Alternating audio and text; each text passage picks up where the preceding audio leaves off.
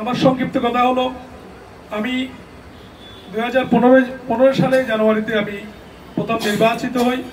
নির্বাচিত হওয়ার পরে আজ পর্যন্ত 23 সালে তিনবার নির্বাচন হয়েছে।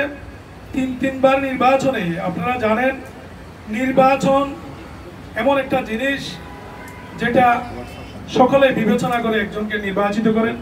আপনারা সম্মানিত সদস্যবর্গের মধ্যে আমি কমিটির দায়িত্বটা আমাকে অর্পণ করেছিলেন।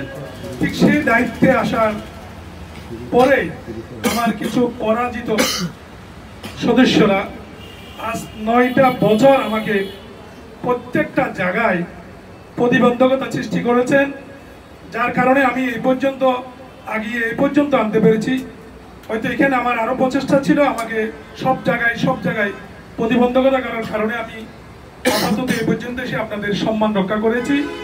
তো আমি বলবো, আমি অত্র সমিতিতে সঞ্চয় এবং বিনিয়োগ জমা কত টাকা আছে আমি আপনাদের আগামী সাধারণ সভায় উন্মুক্তভাবে আমি আপনাদের নবনির্বাচিত সাধারণ সম্পাদক উপবিষ্ট করবেন, আপনারা জানতে পারবেন। আমি বলবো, আজ পর্যন্ত সমিতির একটা টাকা অফিস ভাড়া থেকে শুরু করে একটা টাকার ঋণ নাই।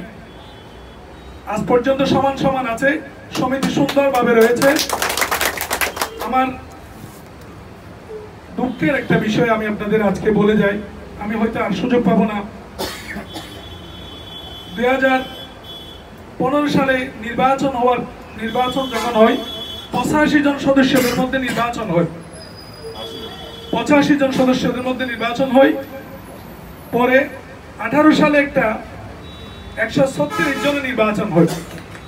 তো আমি বলবো,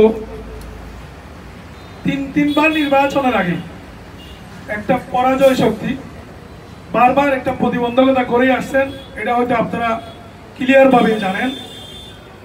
এখানে 16 নম্বর সদস্য থেকে শুরু করে 135 নম্বর সদস্য পর্যন্ত একটা অভিযোগ, যেটা উপজেলার বাইরের সদস্য এখানে অনিয়মভাবে বহির্ভূত করে এরা